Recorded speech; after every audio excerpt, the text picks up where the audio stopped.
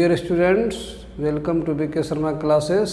Class 9th में हम लोग चल रहे थे पदार्थ, और पदार्थ की अवस्थाओं के बारे में भी हम लोग जान चुके थे कि 3 अवस्थाएं होती हैं, ठोस, द्रव और गैस।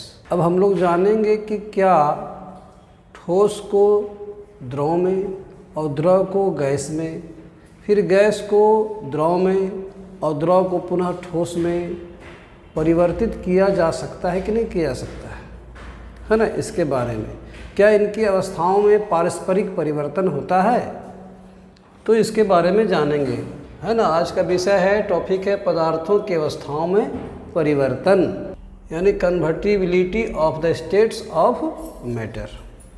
तो इसके लिए सबसे अच्छा उदाहरण है स्टूडेंट्स, आपने बर्फ़ देखा है? तो बर्फ़ देखा है आपने, तो ये बताइए कि बर्फ़ जो है, आइस, किस अवस्था में होता है, ठोस में कि द्रव में कि गैस में? तो ठोस में। ठीक है, ये ठोस है, बर्फ़ क्या है? ठोस है। अगर बर्फ़ को कुछ देर छोड़ दिया जाए या इसे गर्म किया जाए, कुछ हीट किया जाए, तो क्या होता है? ये द्रव में परिवर्तित होने लगता है। तो बर्फ़ को अगर हम लोग गर्म करेंगे तो ये जल बन जाएगा, जल में परिवर्तित हो जाएगा। हमने क्या किया, इसे हल्का गर्म किया है ना। तो देखिए, गर्म करने पर बर्फ़ के जो कण थे, बर्फ़ भी तो कणों से बना हुआ है, तो बर्फ़ के कण जो है सो गर्म हो करके इनका जो है सो आयतन बढ़ने लगा, इनकी गतिज ऊर्जा बढ़ने लगी और ये धीरे धीरे फैलने लगे। फैल करके इनकी दूरियां बढ़ने लगी और दूरियां बढ़ने के कारण ये द्रव में परिवर्तित हो गए, जल में परिवर्तित हो गए। तो ये हो गया द्रव। ठीक है, तो ठोस को गर्म करने पर वह द्रव में परिवर्तित हो जाता है, जैसे कि बर्फ़ को गर्म करने पर वो जल में परिवर्तित हो गया। तो बर्फ़ है ठोस, जल है द्रव। तो जब ठोस को गर्म करते हैं और वह द्रव में बदल जाता है, तो इस प्रक्रिया को कहा जाता है द्रवन। क्या कहा जाता है? द्रवन या गलन भी कह सकते हैं इसको। क्या कह सकते हैं? द्रवन या गलन। और जिस ताप पर कोई ठोस गलने लगता है, पिघलने लगता है, उसको कहा जाता है गलनांक या द्रवनांक। अब हम लोग आगे की प्रक्रिया को समझते हैं। अगर हम लोग जल को और गर्म करें तब क्या पाते हैं? निश्चित है, हर कोई जानता है कि वो जलवाष्प में बदल जाता है, जलवाष्प में बदल जाता है। तो जलवाष्प, यानी जिसको हम लोग भाप भी बोलते हैं, वेपर, वाटर वेपर। तो ये जलवाष्प क्या है? गैस है, गैस है। तो हम क्या देखते हैं कि जल को गर्म करने पर वो जलवाष्प में बदल जाता है, यानी जब द्रव को गर्म करते हैं तो वो गैस में बदल जाता है। मतलब गर्म करने पर जल के जो अणु होते हैं, कण होते हैं, वो और दूर में चले जाते हैं, उनकी गतिज ऊर्जा बढ़ जाती है ना, जिससे वो अंततः गैस के रूप में बदल जाते हैं। तो द्रव को गैस के रूप में बदलने की क्रिया को क्या कहते हैं? वाष्पन या वाष्पीकरण।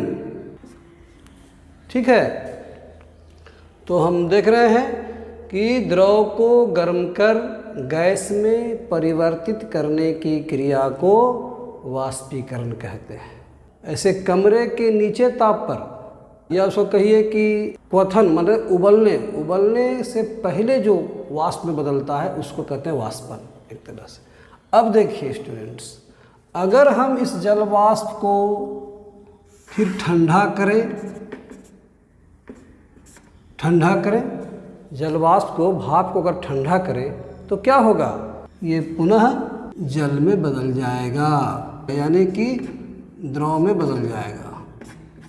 तो अब गैस को ठंडा करते हैं तो ये द्रव में बदल जाता है। तो इस प्रक्रिया को कहा जाता है संघनन।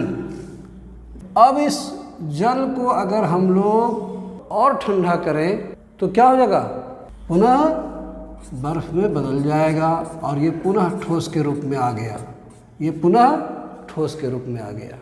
तो द्रव को ठंडा करके बर्फ में बदलने की क्रिया को जमना कहते हैं।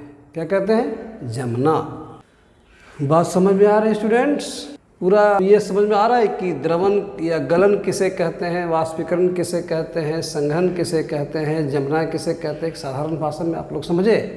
एक बार मैं फिर रिक कर देता हूँ कि ठोस को गर्म करके द्रव में बदलने की क्रिया को गलन कहते हैं, द्रव को गर्म करके गैस में बदलने की क्रिया को वाष्पीकरण कहते हैं, और गैस को ठंडा करके द्रव में बदलने की क्रिया को संघनन कहते हैं, और द्रव को ठंडा करके ठोस में बदलने की क्रिया को जमना कहते हैं। जैसे बर्फ़ जो है सो जब 0 डिग्री सी पर सभी नीचे आ जाता है ताप 0 डिग्री, तो वह जमने लगता है। तो इस तरह से बर्फ़ का हिमांक किसको कहते हैं, ये 0 डिग्री सी होता है।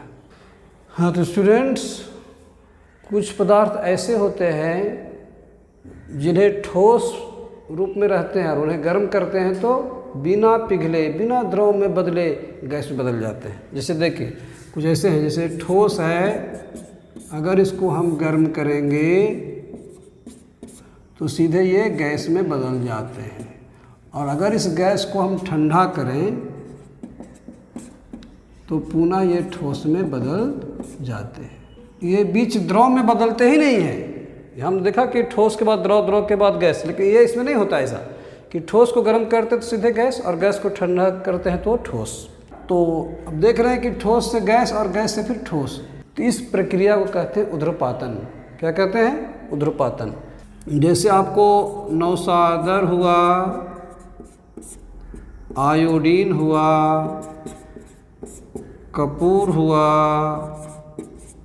नेफ्थलीन हुआ, ये सब जो हैं ऐसे उदाहरण हैं जो ठोस रूप में रहते हैं, और जब इन्हें गर्म किया जाता है तो पिघलते नहीं हैं, द्रव के रूप में आते नहीं हैं, सीधे गैस रूप में बदल जाते हैं, और इनको जब ठंडा किया जाता है तो पुनः ठोस रूप में प्राप्त होते हैं।